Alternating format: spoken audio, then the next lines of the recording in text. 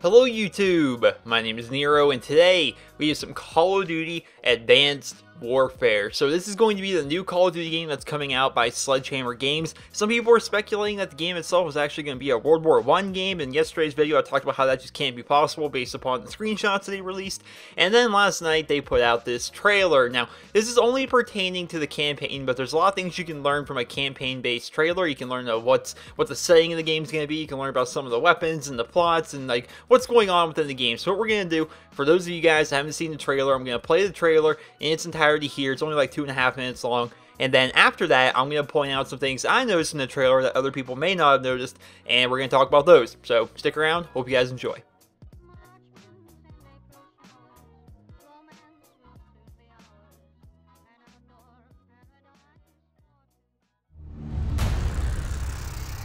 Democracy? Democracy. Democracy is not what these people need. Hell, it's not even what they want. America's been trying to install democracies in nations for a century, and it hasn't worked one time.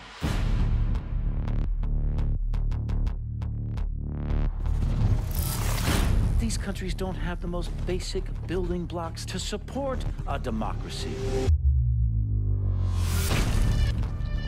Little things like we ought to be tolerant of those who disagree with us. We ought to be tolerant of those who worship a different god than us. That a journalist ought to be able to disagree with the president. And you think that you can just march into these countries based on some fundamentalist religious principles, drop a few bombs, topple a dictator, and start a democracy?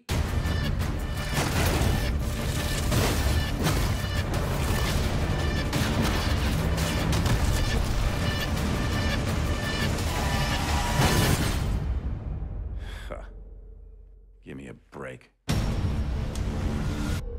People don't want freedom. They want boundaries, rules, protection from invaders and from themselves. People need a leader who can give them both the support and the constraints to keep chaos at bay. You give them that, and they'll follow. And that's where I come in.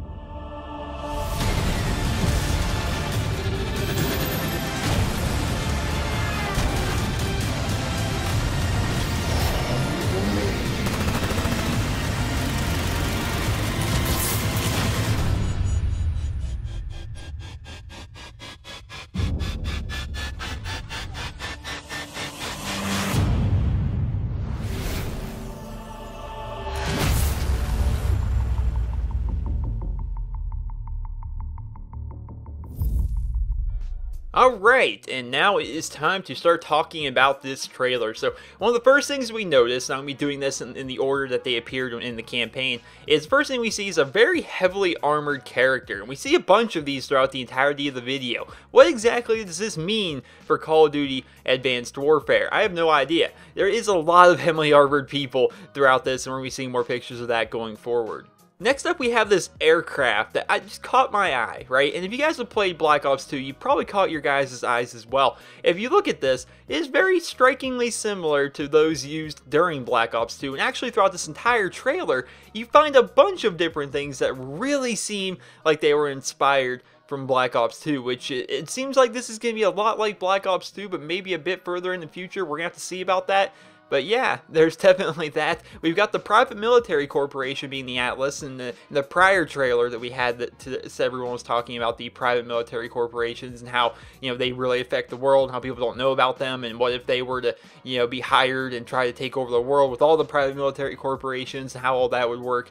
And apparently that private military corporation is going to be Atlas. That's the only, I'm assuming there's more than one throughout this. I'm not sure. I'm assuming there's more than one PMC throughout this game. but for the most part, all we really seen in this video was Atlas, and that is apparently going to be the main bad guys, I would assume, of the story. Maybe the good guys, you really don't know, and you can really tell who you're playing as during this trailer, so let's see about that. Next up, we see cloaking aircraft, which I just figured I'd point this out. I assume this is only in the campaign, but this is just trying to hammer home the point that this game is going to be heavily featured in the future. Next, we have more heavily armored characters. Now, we see a ton of these actually throughout this entire trailer, and towards the end of the trailer, we see a super heavily armored character, and we're going to be talking about that once we get to it. But next up, we have this super jump.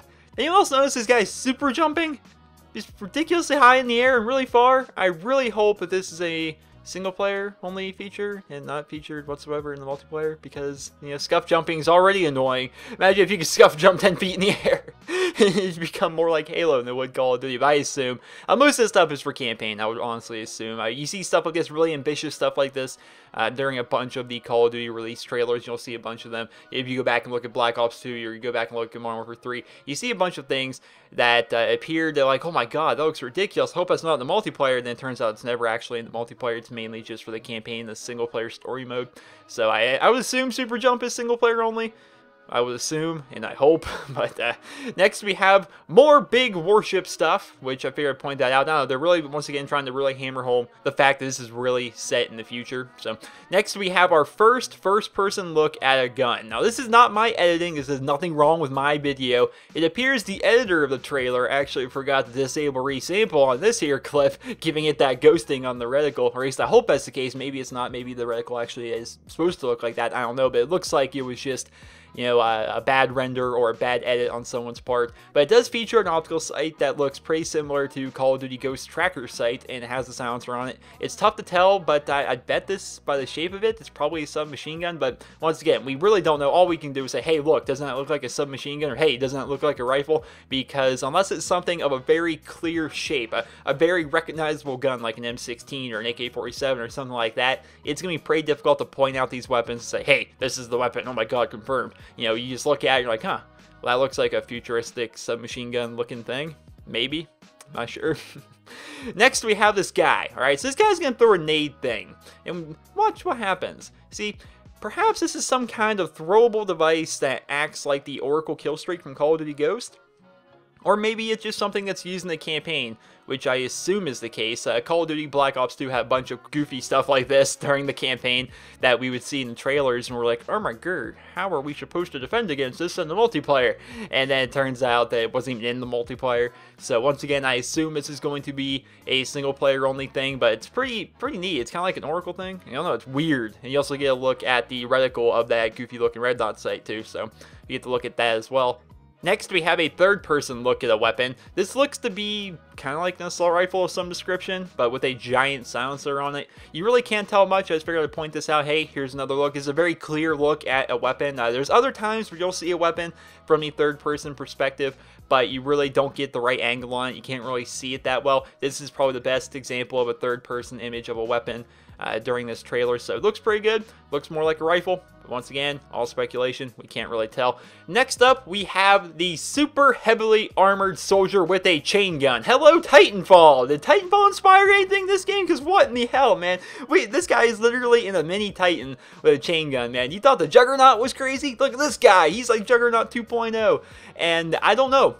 This is the kind of thing where it looks like it's single player only, right? But at the same time, it looks like it might also be one of those things like a ridiculously high assault streak, similar to like the Assault Juggernaut, that actually might make its way into the multiplayer. Because you remember during the trailers of Modern Warfare 3, you would see these Juggernauts, and we're like, oh my god, why I assume that's only campaign? Can you imagine that in multiplayer? Wouldn't make sense. Then lo and behold, we have Assault Juggernauts running around in multiplayer as well as support Juggernauts. So support Juggernauts were a thing during the Modern Warfare series. Sledgehammer Games actually worked with Infinity Ward, co-developing Modern Warfare 3, so they might like the idea of a Juggernaut. So this super heavily armored soldier with a chain gun might make it in the multiplayer. We'll have to see. I'm not sure. Next up, we have another third-person view of a weapon, and this one isn't as good as the last one. It really isn't that great. It's either an SMG or an assault rifle. You can't really tell from this angle, but just another look at what the weapons might look like in this game. You can't really tell a whole lot from this particular picture, but still, it's something.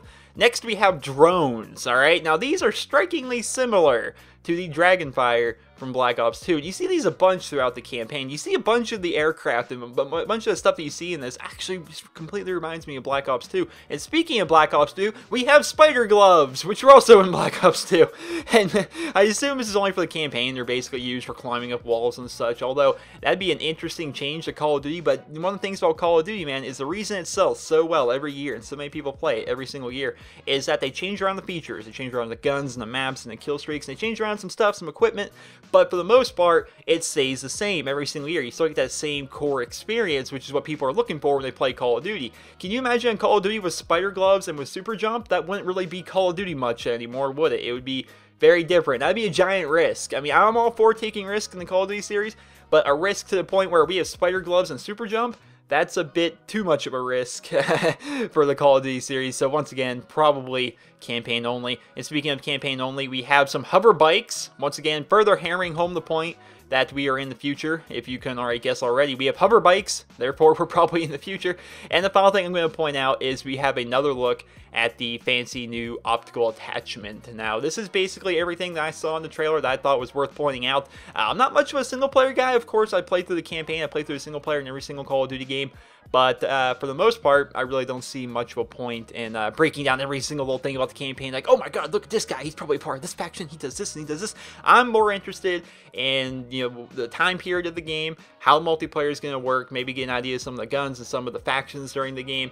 I'm more interested in that kind of stuff, and I pointed out some of that stuff here in this video. So I hope you guys all enjoyed this video. Hopefully you guys learned something new about the trailer, because I realize you guys have probably seen a bunch of videos about this trailer already, and you guys have already probably watched it yourself, you know, 30 or 40 times. So either way, I hope this was informative to you. I hope it was helpful, and I hope you guys all enjoyed this video. And if you did, please be sure to leave a rating. Hope you guys all have a wonderful day.